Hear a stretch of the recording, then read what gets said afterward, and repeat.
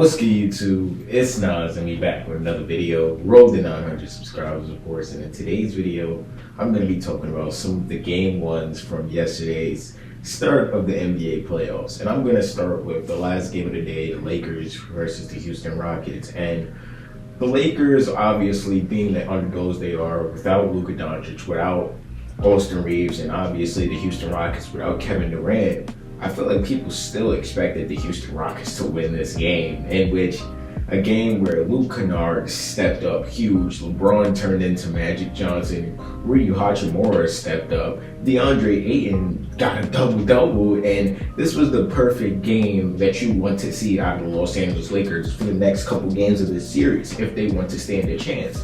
And if you want to talk about the Houston Rockets side of things, this was completely embarrassing from Alfred Şengün's point of view. You are a two-time All-Star. You are supposed to dominate this game. You are supposed to have your impact on this game. And the only one that really showed up like he wanted to hoop was Tari Eason yesterday. So that's just embarrassing. I do expect the Houston Rockets to bounce back because I don't expect Kevin Durant to sit out another game after watching that performance. But when you're looking at this game, you're looking at obviously a Lakers team that was hungry.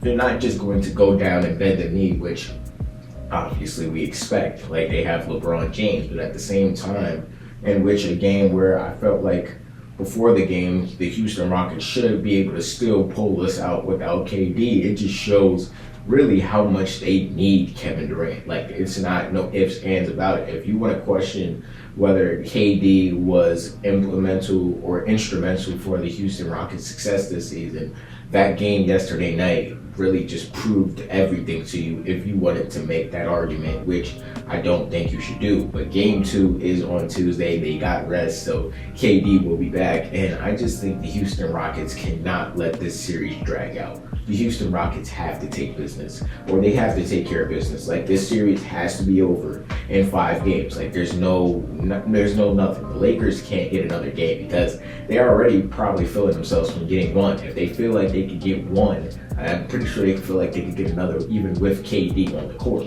But I'm gonna talk about it one by one. But these are gonna be little segments because I'm not gonna lie. The games yesterday were really disappointing in my opinion. Hopefully they get better. But next, talking about the Knicks and the Hawks, and playoff Brunson was full attack mode from the opening tip. He ended up slowing down a little bit, but when you looked at how Jalen Brunson, or how aggressive Jalen Brunson came out in the first quarter, it really set the tone. Karl Anthony Towns played how you want Karl Anthony Towns to play. OG Anunoby stepped up a little bit. Mikal Bridges stepped up in the first quarter. The whole lineup, top to bottom, is how you want to play if you were the New York Knicks. And people are picking the Hawks to upset you. You just shut all that shit all the fuck up. Nickeil Alexander-Walker had a stinker, which we haven't seen a lot of this season. Josh Hart completely shut down Jalen Johnson, even though he finished with 23 points. He made sure assisting wasn't the issue.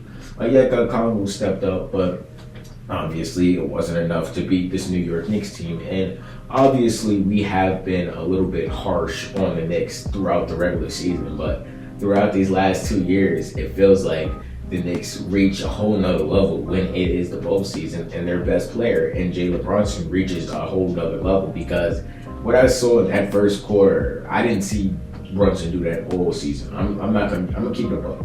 Maybe he did that once or twice, I guess, but I didn't see it. I wasn't watching because he came out the gates just pulling that bitch from anywhere. And when you looked at obviously playoff basketball, obviously it's an intensity push-up from the regular season. So there will be calls that are not called, that are usually called in the regular season. And Jalen Brunson was just playing through that physicality in the first quarter. And that's exactly what you want if you're New York. But I do expect this series to go to at least 6 games because I do think the Hawks have enough firepower to obviously get 2 games. But when you look at the New York Knicks side of things, if they continue to dominate throughout the first 4 quarters in the last 5 minutes, because they can't have another collapse like that. They almost collapsed again, which was reminiscent of their fourth quarter collapse against the Indiana Pacers again in the conference finals. So they just can't have that happen. And it's crazy because that was game 1 of that series too. So that was implement on that. So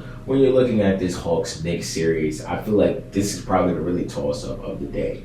Next, talking about the Timberwolves versus the Nuggets, and this series is going to be exciting. I just don't see any way how it's not. But you have to talk about the major issue when you're talking about the Minnesota Timberwolves right now, and it is Anthony Edwards dealing with his his knee injury. Because throughout watching that game, you could just notice that Anthony Edwards was laboring. Anthony Edwards was not getting to the rim like he usually does to open up his game. Like, he was just shooting contested mid-ranges when he didn't need to. In which, yes, Anthony Edwards is a tough shot maker, but if he's not getting to the rim to obviously open up those looks a little bit, it's going to be difficult because they are obviously playing your jumper. They're not playing you for the drive, in which usually Anthony Edwards is guarded for playing with the drive, and that will open everything up. And not even just talking about Anthony Edwards, because we obviously know Anthony Edwards is hurt. But what's the excuse with Julius Randle? Because Julius Randle has to step up. Like, the whole world knows that Anthony Edwards is playing on basically one knee right now. And what do you go out there and do? Because he didn't step up at all. Julius Randle had 16 points on 16 shots with 7 rebounds. Like, overall, just not a good performance at all. Anthony Edwards had 22 points on 19 shots. Just overall, not a good game. I do expect Anthony Edwards to step up regardless if he's on one knee or not.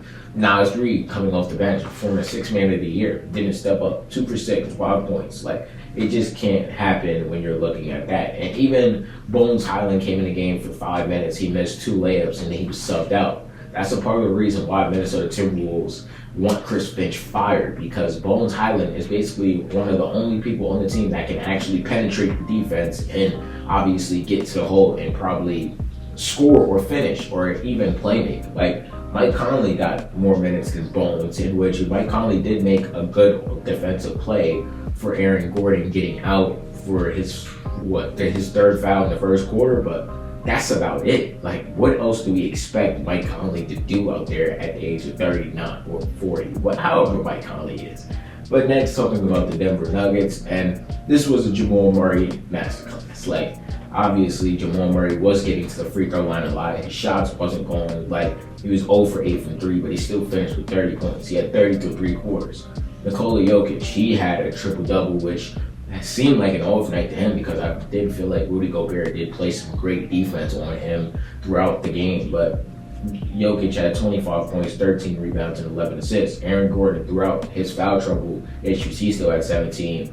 Cam Johnson hit 2 threes, which obviously you want Cam Johnson's confidence to go up. Like, I obviously do think that this series will go 7. I just don't see how it doesn't. But if the Nuggets do pull away, because they do statistically and on paper, and if you're just watching, they do have the better roster. Like, there's no doubt about it. But I do believe in Anthony Edwards, and it's hard for me to count out the Minnesota Timberwolves after what they did the last 2 years.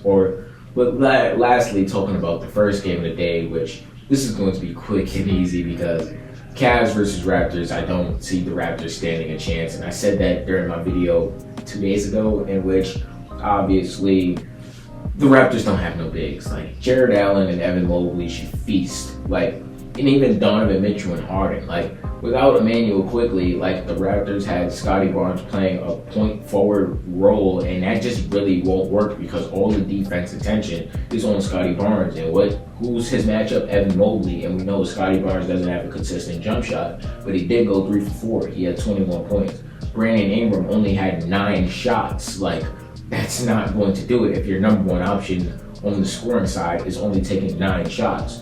RJ Barrett, 24 points. Like, your big three would have showed up, but you just don't have the talent to match up with the Cleveland Cavaliers. Like, Donovan Mitchell, he had 32 points. Like, I wasn't even there for his 32 because at some point, I think I fell asleep during the game.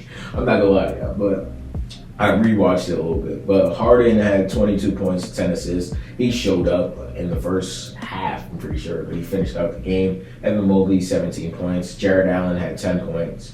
Max Strus off the bench, he had 24 points. He just came off the game, and he was rolling, like 8 from 10 from the field, and this is exactly what you want if you're the Cleveland Cavaliers.